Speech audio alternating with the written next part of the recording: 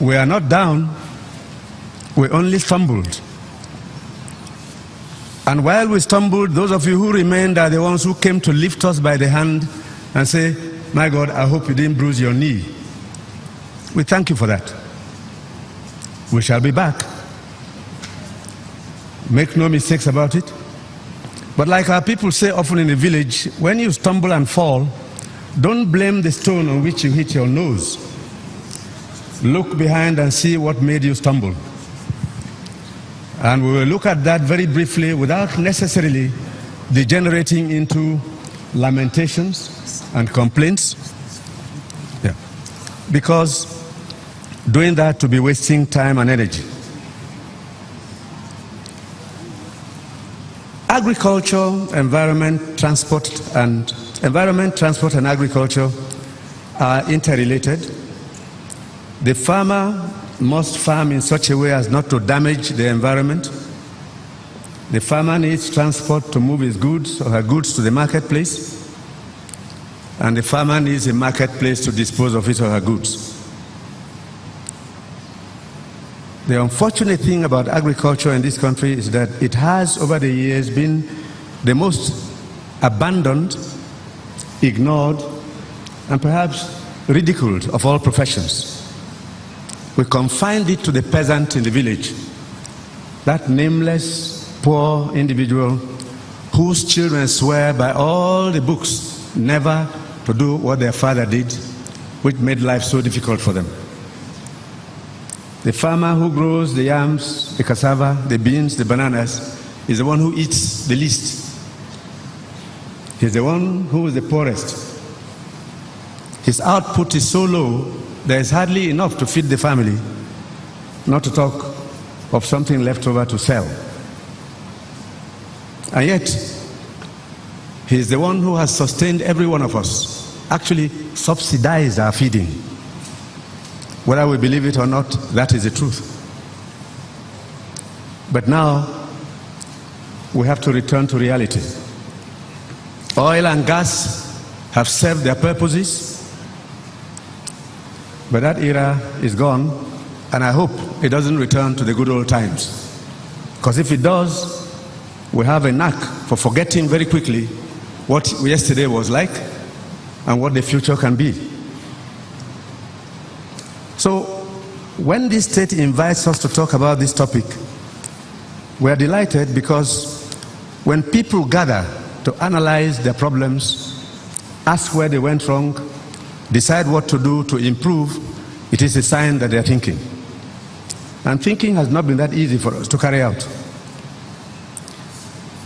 Where is the problem then? What should we do that we haven't done? We should have invested oil revenues in developing agriculture like Malaysia did, but we didn't. We should have remembered that there was a civil war in this country that lasted 3 years. Then I was a young man at King's College, Lagos.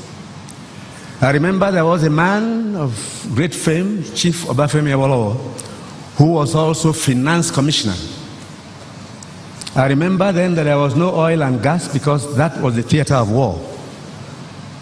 I remember that the war cost $1 million a day for 3 years. I remember that we did not borrow a dime to finance the war. What did we do then?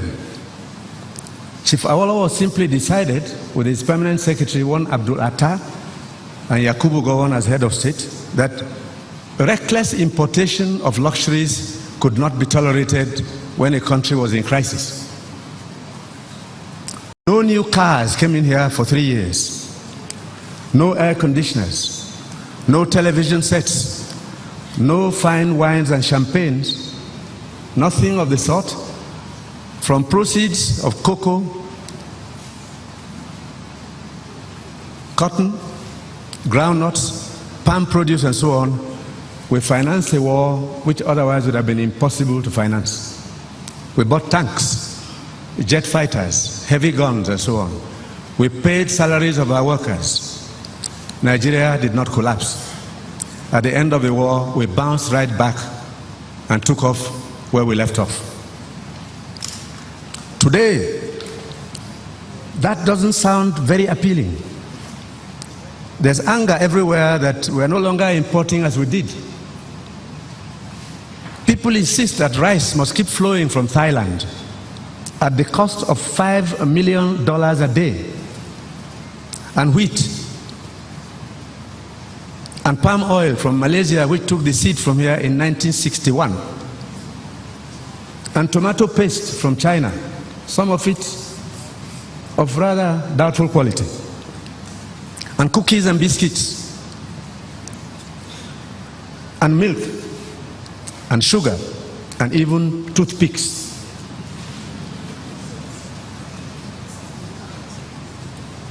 In the process, the food import bill in this country is a total of nearly $22 billion per annum. A luxury we can no longer afford because oil prices have simply fallen. So a nation suddenly discovers her nakedness, her inability to feed herself, and discovers that she is in very grave danger of collapse. The agriculture sector, which we neglected, is actually the first industry given to man by God. It is a source and a blessing to humanity from the divine as long as it is profitably harnessed for the collective good of all. Accordingly, in many countries across the world, agriculture has always served as a source of livelihood and an engine of growth, of wealth creation, of employment generation within the overarching objective of improving the quality of life of the citizenry towards enhancing human dignity and human security. Karl Marx died in 1884.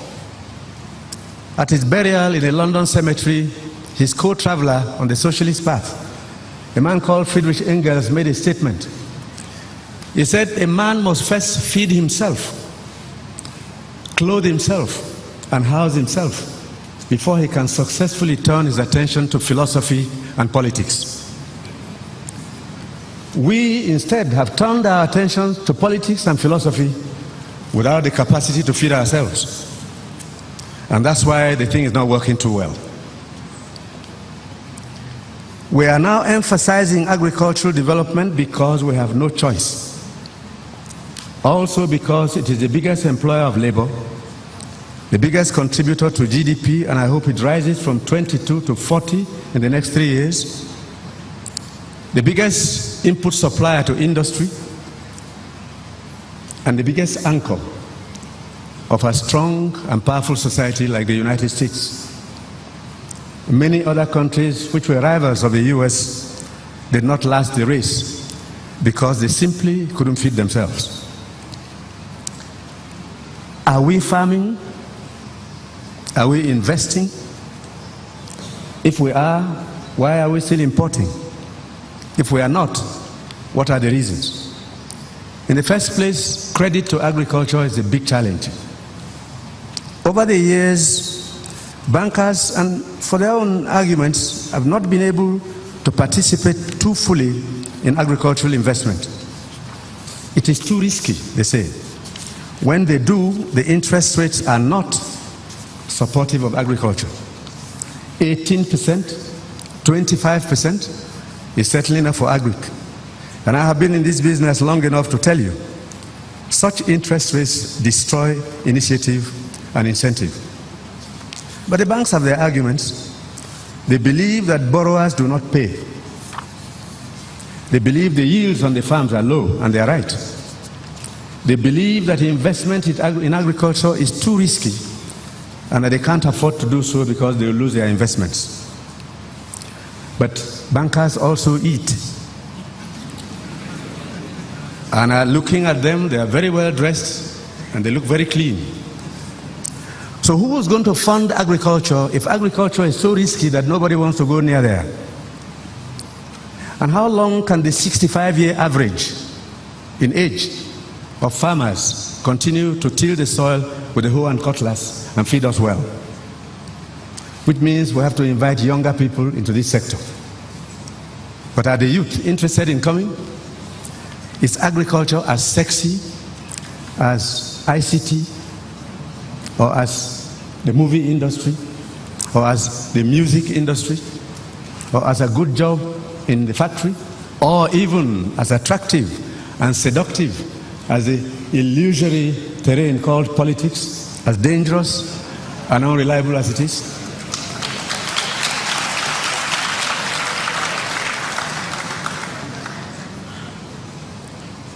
I got into politics fairly early in life, a long time ago. And I assure you, of all the dangerous professions on earth, there's nothing like it.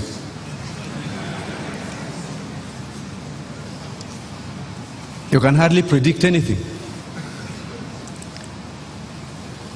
Your election promises are hopes, which you cannot be sure to fulfill because you do not know what the economy will be like the day you're sworn in. And the public holds you to your word. So for those like Governor Amosun who have succeeded in getting this far, again, I want to congratulate you because it's a tough terrain.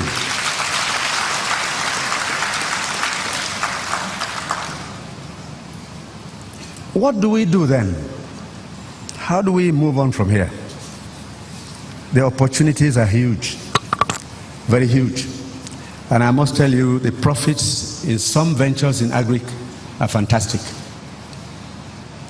I was the first Nigerian to mill rice free of stones in 1986. I didn't carry on too far because challenges of power and credit became an obstacle. The machines that I used were brought for me from South Korea by an outstanding Nigerian called President Olusegun Obasanjo. I installed these machines in Makurdi, and I was delighted to see people come and mill their rice because we were the first to have destoners in the rice mill. And I liked it. I grew up on the farm from the age of 8.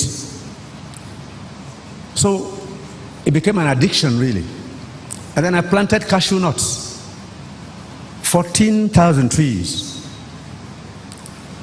And then in a conversation with a Dutchman, I went into castor oil. The factory should be functioning by July this year, the only one in Africa. And then I followed my friend Obasanjo into poultry farming. And I have a hatchery. We do hatch at full capacity, not too large a number, 250,000 day-old chicks a month. And then I went into growing fish. We have a fish hatchery with a capacity of 3 million catfish per month.